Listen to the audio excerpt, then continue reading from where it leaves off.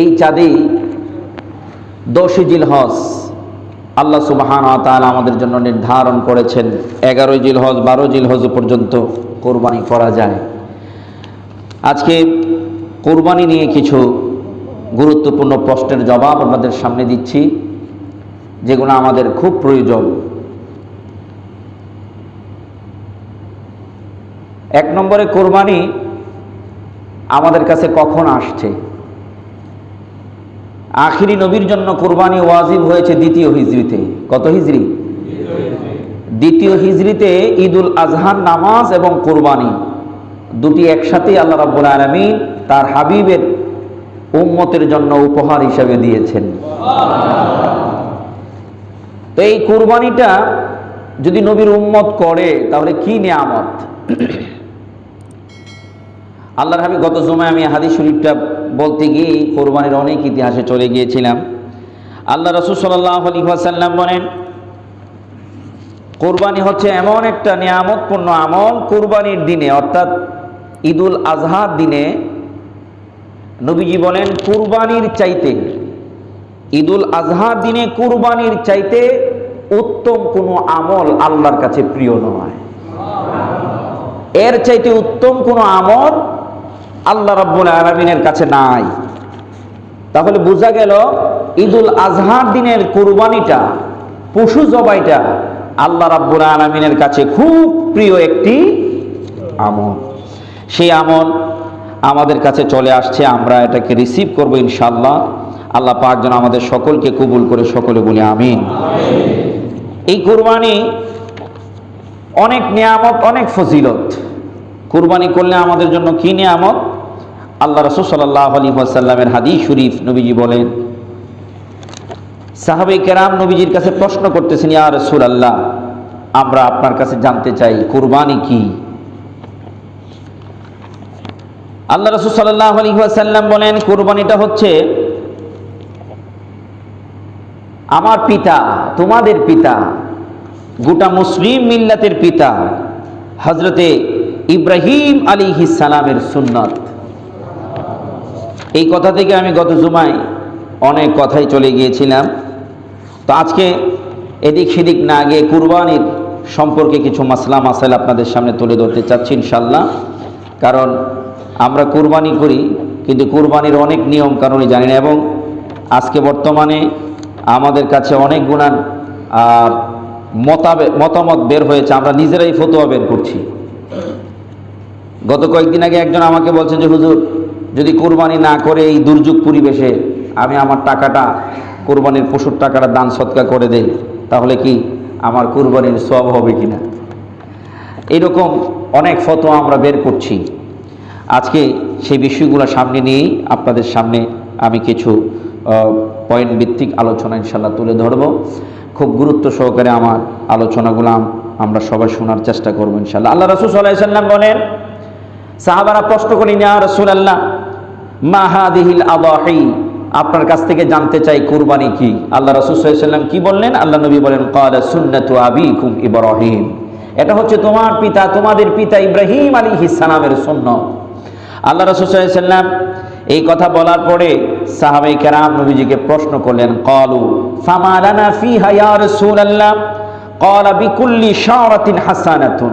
আল্লাহ নবী সাল্লাল্লাহু আলাইহি ওয়াসাল্লামের সাহাবারা নবীজির কাছে প্রশ্ন করলেন, ইয়া রাসূলুল্লাহ, এই কুরবানি আমরা দিব, ইব্রাহিম আলাইহিস সালামের সুন্নাত, দিলে আমাদের জন্য কি নিয়ামত রয়েছে, কি সওয়াব রয়েছে? নবীজি বলেন, বিকুল্লি শারাতিন হাসানাতুন, এই কুরবানির পশুটার প্রতিটা পশমের বিনিময়ে তোমার আমলনামার মধ্যে সওয়াব লেখা হবে। কুরবানির পশু আমরা জবাই করি, গরু, মহিষ, উট, ছাগল, দুম্বা, ভেড়া, এইগুলা জবাই করি। এইগুলোর গায়ে কত পশম গলা সম্ভব না, সেই পরিমাণ সওয়াব তার আমলনামার মধ্যে লেখা হবে। সাহাবীরা এবার কৌশল অবলম্বন করে, কারণ বেড়ার গায়ে দুম্বা বেশি, পশম বেশি, ঠিক কিনা? বেড়ার গায়ে একদম পশম পেঁচানো থাকে।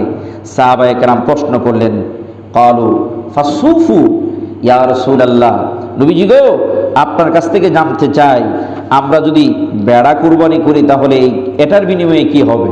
কারণ বেড়ার গায়ে তো অনেক পশম।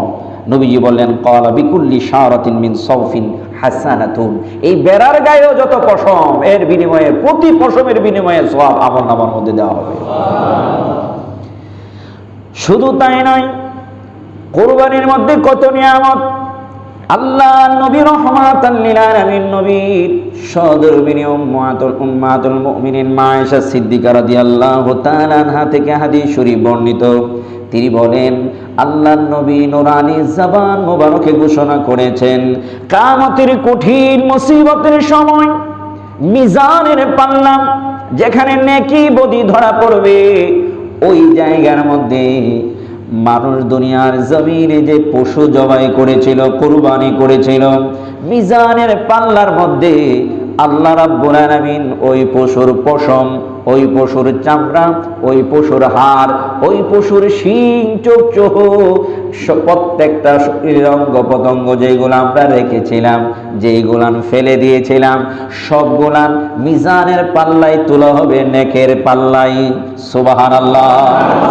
নেকের পাল্লার মধ্যে কুরবানির পশুর প্রতিটা অঙ্গ প্রত্যঙ্গ তোলা হবে কিয়ামতের ময়দানে। শুধু তাই নয়, এই পশুটা কঠিন ফুলসিরাত, যেই ফুলসিরাত পার হতে গেলে অনেক ভয় ভীতি, অনেক সংকীর্ণতার সামনে দাঁড়িয়ে যাবে। আমার আল্লাহ এই পশুটাকে ওই কুরবানি দাতার জন্য বাহন হিসাবে ফুলসিরাত পার করার জন্য বানায়া দিবে।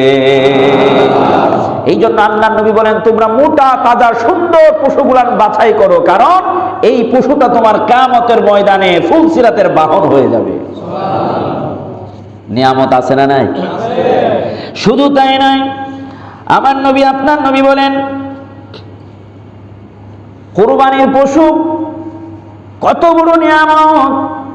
যেই ব্যক্তি কুরবানি করবেন, সহিহ বুখারী মুসলিম শরীফের হাদিস, যদি নিয়তটা থাকে, গত জুমায় শুধু নিয়ত নিয়ে আলোচনা করেছিলাম, নিয়তটা যদি থাকে আল্লাহর সন্তুষ্টির জন্য, কুরবানি দাতা কুরবানির পশুর গলায় ছুরি চালালো, রক্তটা জমিনে পড়ার আগে আমার আল্লাহ ওই কুরবানি দাতার কুরবানিটা কবুল করে নেয়। এই জন্যই আল্লাহর হাবিব সাল্লাল্লাহু আলাইহি ওয়াসাল্লাম বলেন, ক্বালা মা আমিল ইবনু আদম ইয়াওমান নাহরি আমালান আহাব্বা ইলাল্লাহি আযজা ওয়া জাল্লা মিন হিরাকাতিন দামিন। আল্লাহর নবী বলেন, আদম সন্তান কুরবানির দিন কুরবানির চেয়ে আল্লাহর নিকট অধিক প্রিয় কোনো আমল করে না। সুবহানাল্লাহ। অর্থাৎ কুরবানির দিনে কুরবানি করার চাইতে উত্তম কোনো আমল আল্লাহর কাছে নাই। এই জন্য কুরবানির অত্যন্ত গুরুত্ব রয়েছে। আল্লাহ রাব্বুল আলামিন আমাদের যাদেরকে সামর্থ্য দিয়েছেন, আমরা এই কুরবানি করব ইনশাআল্লাহ। এই কুরবানি কাদের উপর ওয়াজিব? কুরবানি কাদের উপর ওয়াজিব? কুরবানি যারা মালিকের সাপ পরিমাণ সম্পদের মালিক, কুরবানির দিনও হবে, অথবা দ্বিতীয় দিন হবে, অথবা তৃতীয় দিন হবে, অর্থাৎ 10 জিলহজ, 11 জিলহজ, 12 জিলহজের দিনও যদি একটা লোক মালিকের সাপ পরিমাণ সম্পদের মালিক হয়, ওই লোকটার জন্য কুরবানি ওয়াজিব। মালিকের নেশাব পরিমাণ সম্পদ কি? একটা লোকের ভরণ পোষণ পরিচালনা করার পরে বাংলাদেশের হিসাব অনুযায়ী যদি 52,000 টাকা তার কাছে থাকে, এটা 1 বছর থাকতে হবে শর্ত নয়, কুরবানির দিনও যদি তার কাছে এই টাকাটা থাকে, তাহলে ওই ব্যক্তির জন্য কুরবানি ওয়াজিব। এখন আমাদের দেশে অনেকেই কয়, হুজুর আমার কাছে তো 52,000 টাকা ক্যাশ নাই, আমার অর্ডার সম্পদ আছে, কোটি কোটি টাকার সম্পদ আছে, এখন আমার উপর কি কুরবানি ওয়াজিব কিনা? এটা তো আপনার বিবেকেই বোঝা যায়। আপনি কোটি কোটি টাকার মালিক, এখন আপনার কাছে ক্যাশ নাই, ক্যাশ নিয়ে কি কেউ ঘুরে?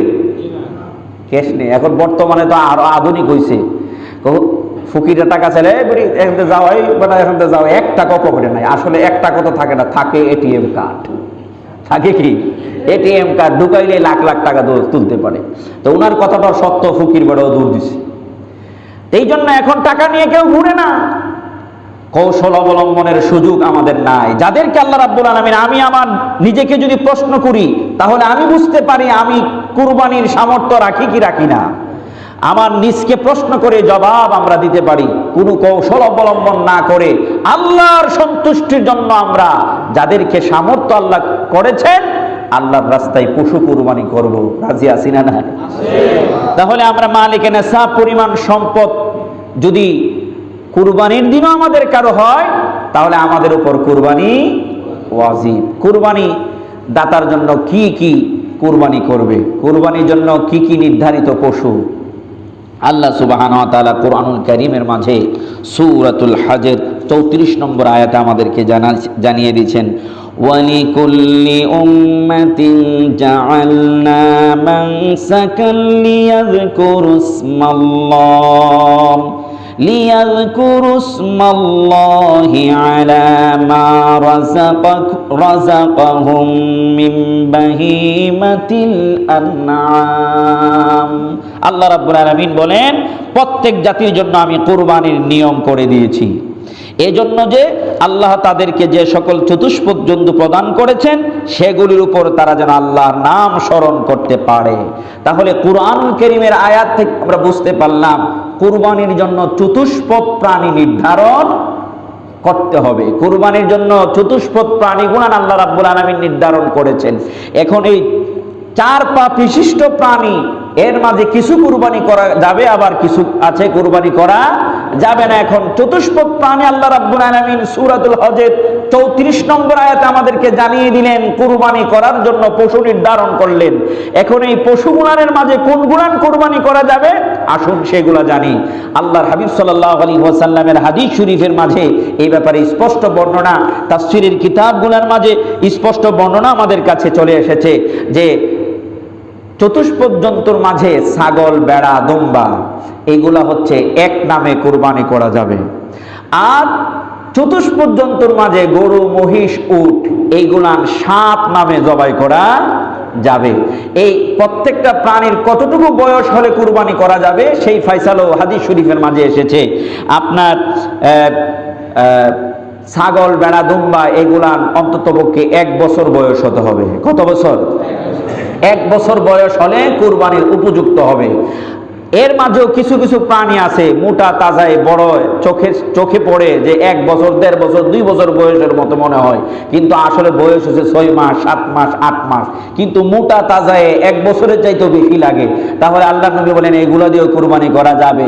যেহেতু মোটা তাজায় গঠন প্রকৃতিতে 1 বছরের মতো হয়ে গেছে, যদিও বয়সটা 1 বছর পূর্ণ হয় নাই, কিন্তু এমনি স্বাভাবিকভাবে প্রত্যেকটা প্রাণী কত, এই ছাগল, বেড়া, দুম্বার জন্য কতদিন? 1 বছর। কত বছর? 1 বছর বয়স হতে হবে, তাহলে কুরবানি করা যাবে। আর গরু এবং মহিষ জবাইয়ের জন্য 2 বছর বয়স হতে হবে। কত বছর? 2 বছর বয়স হতে হবে। 2 বছর বয়স হলে আপনি গরু এবং মহিষ জবাই করতে পারবেন। আর উটের জন্য 5 বছর। কত বছর? 5 বছর। উটের বয়স যদি 5 বছর হয় তাহলে আপনি উট জবাই করতে পারবেন। তাহলে আমরা জবাইয়ের জন্য পশু পেলাম ছাগল, বেড়া, দুম্বা, আর ওই দিক দিয়ে পেলাম গরু, মহিষ, উট। এই প্রাণীগুলান চতুষ্পদ প্রাণীর মাঝে, আর বাকি সবগুলান প্রাণী বাদ, এই প্রাণীগুলান চতুষ্পদ প্রাণীর মাঝে আমরা কুরবানির জন্য আল্লাহর রাস্তায় রক্ত প্রবাহিত করতে পারবো, জবাই করতে পারবো। তাহলে এই কুরবানির পশু জবাইয়ের জন্য আল্লাহ রাসূল সাল্লাল্লাহু আলাইহি ওয়াসাল্লাম কিছু নিয়ম কানুন দিয়ে দিলেন। এই কুরবানির পশু জবাই, আপনি কুরবানি পশু জবাইয়ের উপযুক্ত হলেন, সম্পদের মালিক হলেন, পশু ক্রয় করে নিয়ে আসলেন। এখন এই পশুটাকে আল্লাহর রাস্তায় জবাই করবেন। এই জবাইয়েরও কিছু পদ্ধতি আল্লাহ রাসূল সাল্লাল্লাহু আলাইহি ওয়াসাল্লাম নির্ধারণ করেছেন। এই পদ্ধতি কি? এই পদ্ধতির মাঝে ফতোয়া শামির মাঝে সুন্দরভাবে একটা বর্ণনা এসেছে, হেদায়া কিতাবের মাঝে বর্ণনা এসেছে যে পশু জবাইয়ের জন্য অন্ততপক্ষে 4টি রগ কাটতে হবে। কয়টি রগ?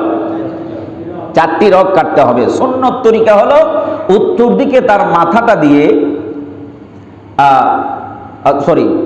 দক্ষিণ দিকে তার মাথাটা দিয়ে পশ্চিমমুখী করে, যিনি জবাই করবেন উনি পূর্ব পাশে দাঁড়াবেন, ওনার চেহারাটা যেন পশ্চিমমুখী হয়। পশ্চিমমুখী হয়ে মুখ দিয়ে বিসমিল্লাহি আল্লাহু আকবার বলে জবাই করবে। বিসমিল্লাহি আল্লাহু আকবার বলে জবাই করবে। একটা বড় প্রাণী শোয়াতে গেলে আরো 2-4 জনের প্রয়োজন হয় কি না? একটা গরু, মহিষ, উট জবাই করতে গেলে কয়েকজন ধরতে হয়, বা একটা ছাগলও শোয়াইলে একজন জবাই করলে আরেকজন ধরতে হয়। যিনারা ধরবেন ওনারাও কি বলতে হবে কিনা, শরীয়তের এ ব্যাপারে কয়েকটা ফায়সালা আসছে। আমি আপনাদের সামনে জরুরি যে ফায়সালাটা সেটা হলো, যিনারা ধরবেন ওনারাও যেন বিসমিল্লাহি আল্লাহু আকবার বলেন।